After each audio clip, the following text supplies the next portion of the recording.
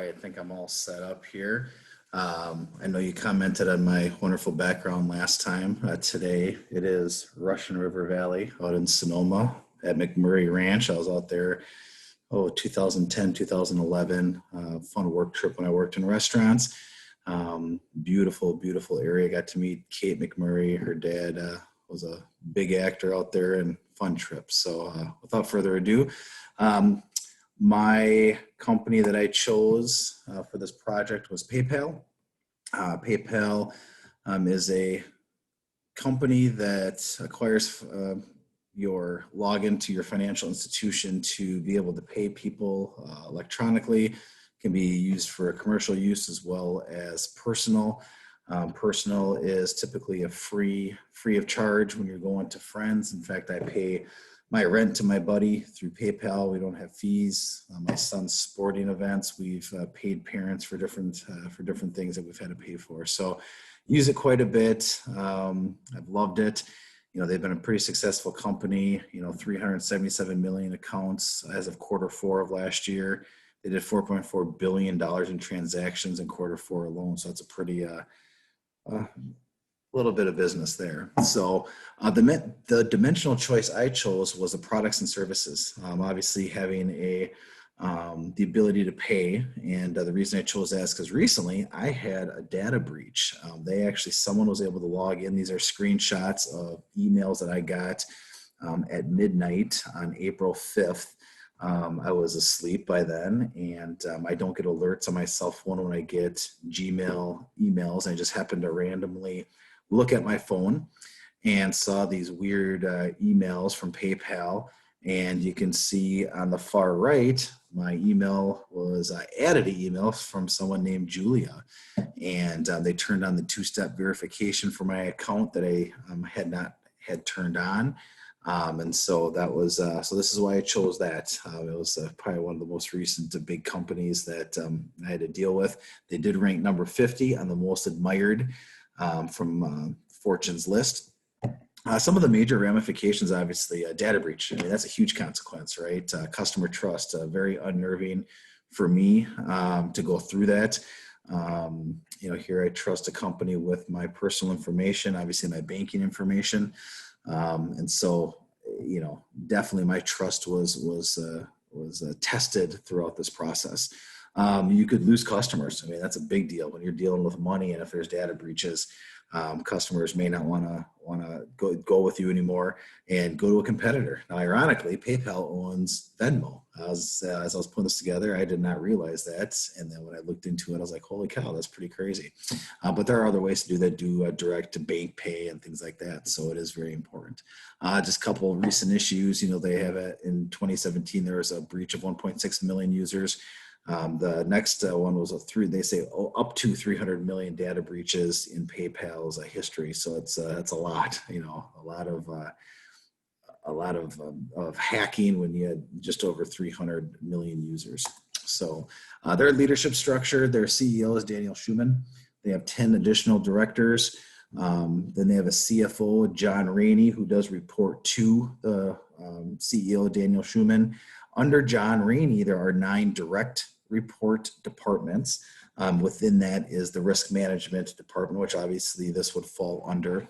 And then there's an additional 6 departments that report both to the CEO and the CFO. So it's and then within those really branch out even more. So it's a pretty big responsibility for that CFO to oversee so many departments.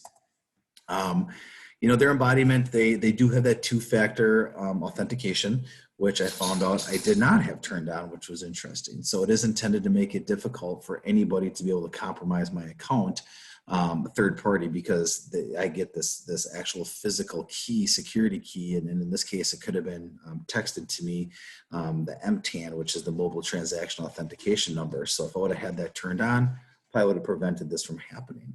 I did call customer service, and they took the call very seriously, got me transferred to the fraud department, where they were very quick to get things shut down, get things corrected. They verified everything that I had seen on my side, because I did actually call the 800 number on the email. And as I'm talking to them, I'm going, is this a bad number? You hear all those stories of bad emails. And so I had to quickly Google as I'm on the phone, and it was the correct 800 number. And they verified all these different this email from California. And they said the reason that I was able to address this is because my phone number had not been changed. And so if my phone number had been changed, I probably would have been out of luck, and probably, I don't know what I would have done. Pretty much said they would have had to pretty much shut everything down, which would have been fine. But at least the phone number was intact, and they were able to stop everything. In the past, PayPal has had some issues, I guess, over the years with different fraud accusations. 2017, they did have a situation where, 2015, that they were signing people up for credit cards that had signed up for PayPal without their knowledge. And that was actually a $25 million settlement outside court.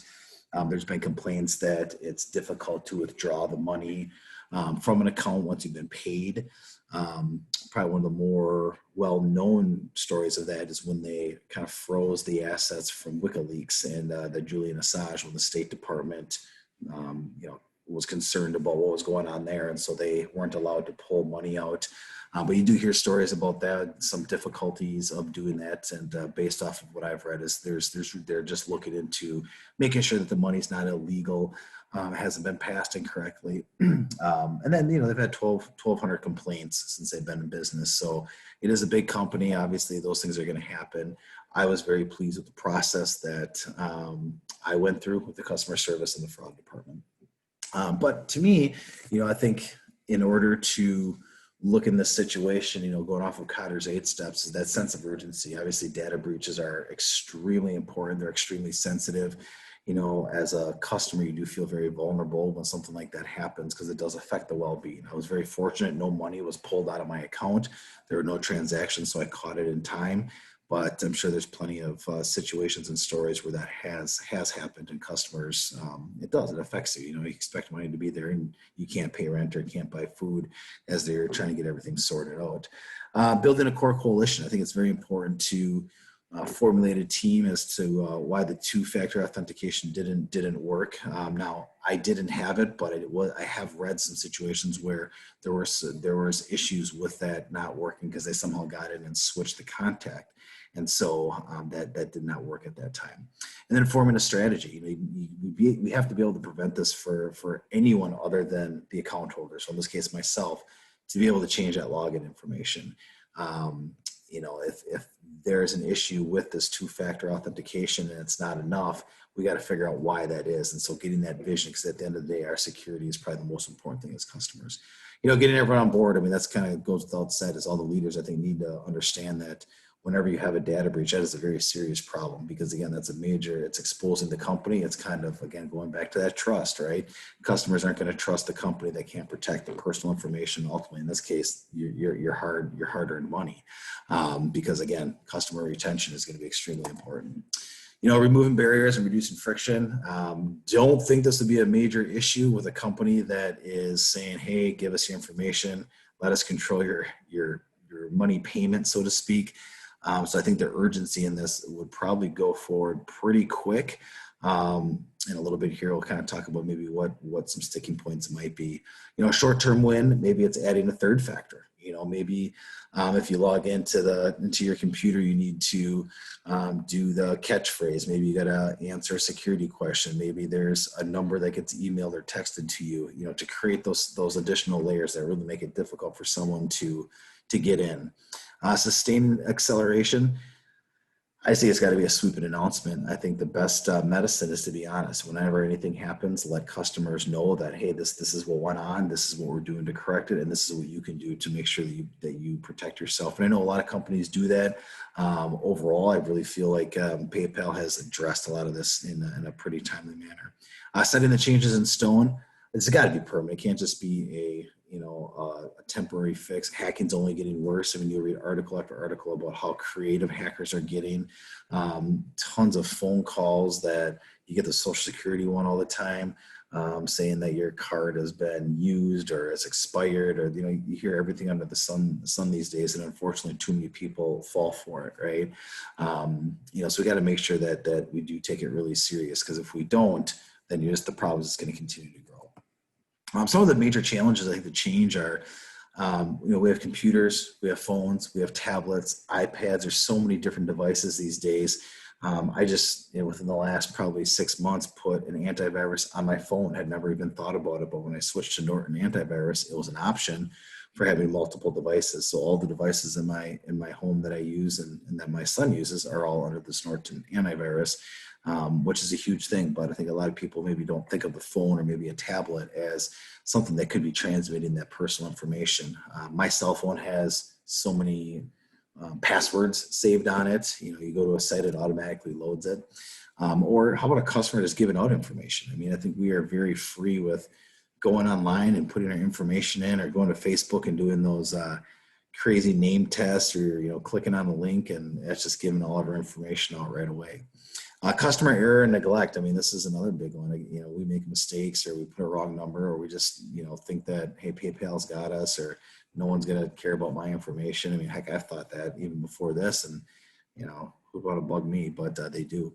And then changing, it's a huge undertaking to change policy, to say, hey, to go from 2 to 3, it's going to take a lot of additional resources. You think of the new policies that have to be put in place, the bureaucratic process to kind of formulate the policies, the IT people that probably have to be put into it. So, I mean, it's not just flipping a switch and saying, hey, this is what we're going to do.